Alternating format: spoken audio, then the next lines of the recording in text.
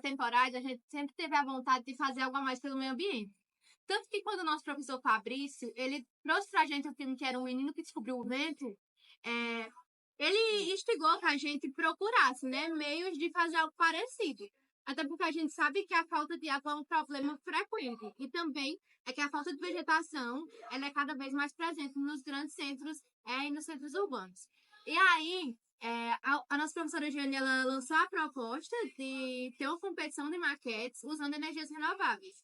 E logo a gente associou, né, ao aerogerador para irrigar algo. E a gente fez uma praça, né, que era irrigada com energia eólica, um aerogerador de pequeno porte. E a gente ganhou o primeiro lugar na competição aqui na escola, mas a gente engavetou essa ideia. E quando a Amanda, né, surgiu chamando a gente para fazer algo, a gente não poderia deixar de tentar colocar nossa maquete em prática. E aí foi quando a gente começou e tá dando certo. O que eu acho é que a falta de vegetação, ela também é uma responsabilidade nossa, do ser humano que é egoísta e às vezes ignorante, não enxerga que necessita de algo. Só enxerga que precisa, depois que já não tem. Então, por isso, eu acho que esse é o principal intuito desse documentário, é fazer com que as pessoas enxerguem que elas precisam das árvores e que elas precisam construir um futuro sustentável. O que mais me preocupa com essa questão toda climática, né, esse desafio aí, até que poderia pensar de início, talvez as consequências diretas e indiretas, né, do aquecimento global, alguma coisa desse tipo, né? Mas eu vou responder de um jeito diferente. O que mais me preocupa é a questão humana, no sentido de cultura, a cultura humana, que ela é que é a grande geradora de todo esse caos. Principalmente quando a gente envolve a ganância humana. Isso tem a ver com os ricos e com os pobres. A gente às vezes tem a tendência de acreditar que todos nós precisamos dar para o clima melhorar e tudo mais. Mas e as grandes empresas? Né? Eles são os maiores poluidores do planeta, vamos dizer assim. A gente que é pobre, né, da classe mais baixa, a gente já tem muito, é natural nosso, por exemplo, a questão da reciclagem, da reutilização.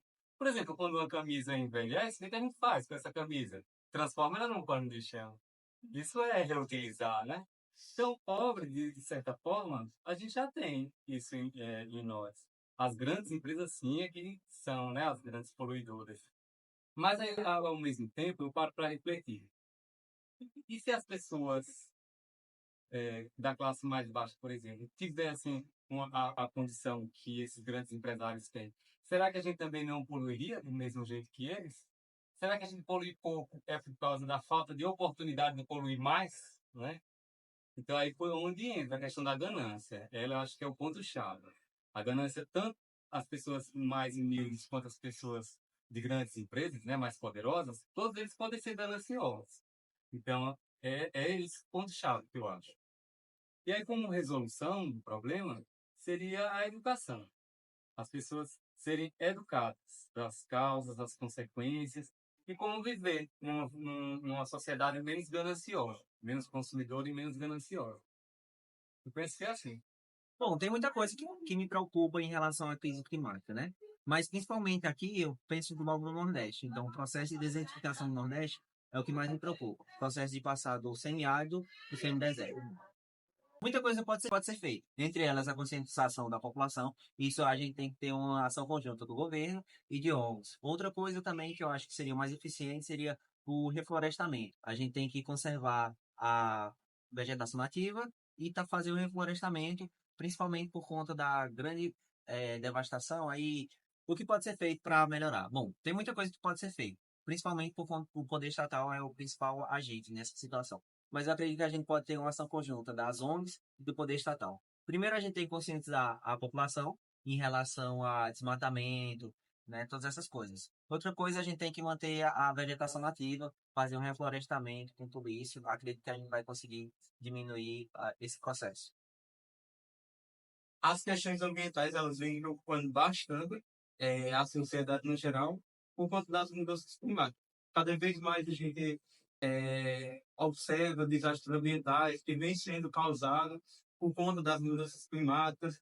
E um dos fatores que influencia bastante as mudanças climáticas é a emissão de gases poluentes na atmosfera, como a gente pode citar o dióxido de carbono, que é um dos maiores agentes causadores do aumento do aquecimento global e agentes que contribuem para o aumento do efeito de chuva.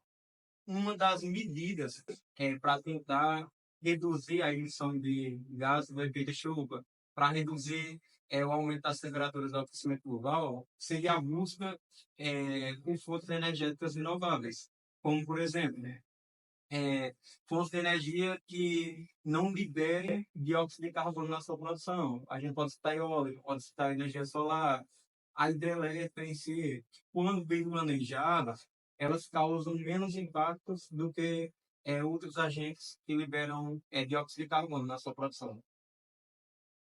O que mais me assusta em relação à crise climática, primeiramente, é a omissão das autoridades. E quando eu falo autoridades, eu me refiro aos políticos, presidentes, aos ministros de cada país. Porque muitos sabem das grandes consequências que surgirão nos próximos anos. E aqueles que alguns desenvolvem poucas ações e outros negam o problema como um todo, o que torna a resolução cada vez mais complexa ou difícil. E algo que também chama muita atenção é a questão da extinção de espécies a médio e a longo prazo, já que o clima ele influencia na distribuição de várias espécies ao longo de todo o planeta. E algo que também me chama a atenção é o desinteresse da população, de uma maneira geral, em relação ao tema. Porque muitas pessoas simplesmente desconhecem todo esse cenário de mudanças climáticas. E nós só podemos mudar aquilo que nós conhecemos. Bom, o que mais me preocupa em relação à crise climática são as consequências desastrosas para os seres vivos, né? Porque todos os seres vivos sofrem com a mudança de temperatura, seja na questão de adaptação, seja na questão de alimento, enfim, as consequências para os seres vivos.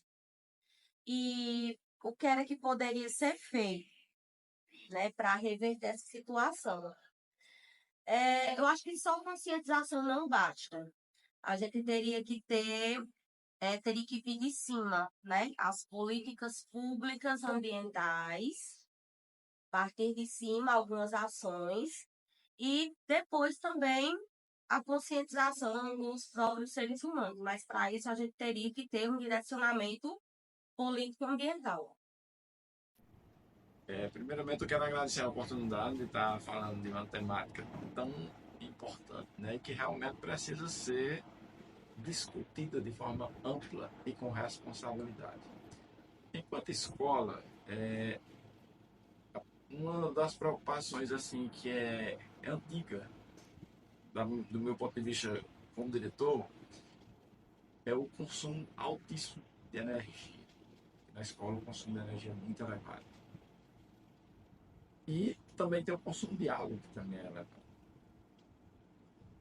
Isso gera preocupação porque vamos pensar o seguinte: hoje a gente já poderia ter um sistema de geração próprio. A toda a energia que a gente precisa usar durante o dia, ela ser gerada aqui mesmo. Infelizmente ainda não temos. Mas isso seria uma alternativa da gente pensar, né, uma forma de minimizar os efeitos, né, da crise climática, que é resultado do efeito estufa, que significa o aquecimento global além dos padrões normais, né? Que hoje já está totalmente fora eu posso dizer que está fora de controle, né? Se a gente continuar do jeito que está, a gente não vai ter como, né, daqui a pouco retomar o controle da situação.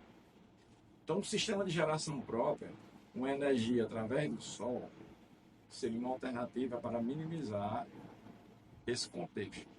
A questão da água, hoje a gente já tem na escola a perfuração de um poço profundo, dá uma minimizada na situação. Mas isso não quer dizer que a gente precisa, a gente deve usar água sem limite, de forma alguma. A gente precisa continuar, né, com cuidado, economizando a água, não desperdiçando e também tentando minimizar o consumo excessivo de energia. E a gente até já pleiteou, né, e o governo já tem também esse projeto. Inclusive, algumas escolas profissionais já receberam o projeto, né, de geração própria, transformar a energia do sol em energia elétrica. Inclusive, nós temos um curso na escola, né, curso técnico em sistemas de energia renovável.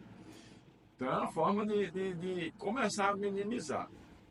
Aí eu tenho uma outra preocupação, que é uma preocupação assim, que ela não é só do ponto de vista da escola, ela envolve a escola, mas ela é mais ampla, que seria a questão do consumismo.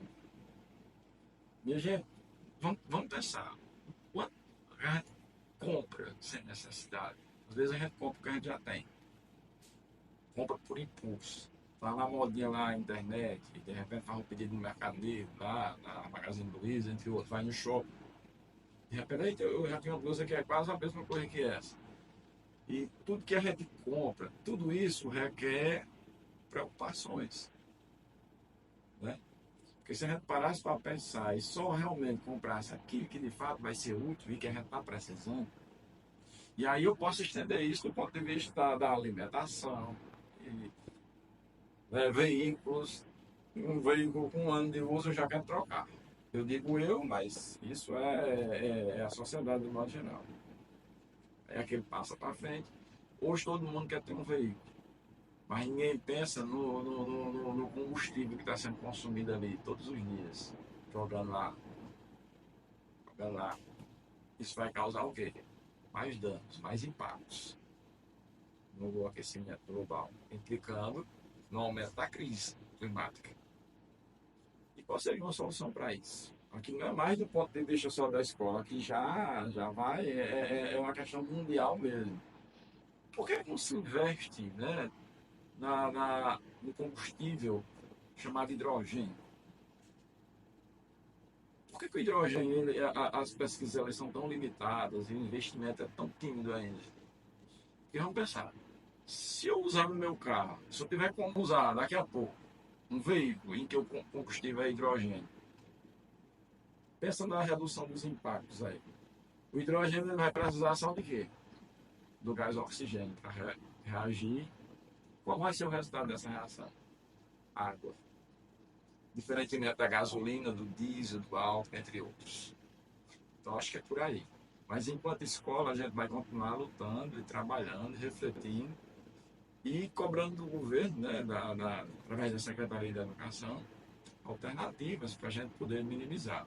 E eu sonho muito com a implantação de um projeto de energia solar na escola, para poder a gente consumir a energia a partir de uma geração própria. Porque é possível sim, a gente tem uma estrutura que se a gente conseguir implantar o sistema de geração, a gente vai ter energia à vontade, a gente vai ter um saldo aí. A gente vai conseguir usar a energia durante o dia todo, né, somente com a nossa geração. Eu acho que isso já vai ajudar bastante.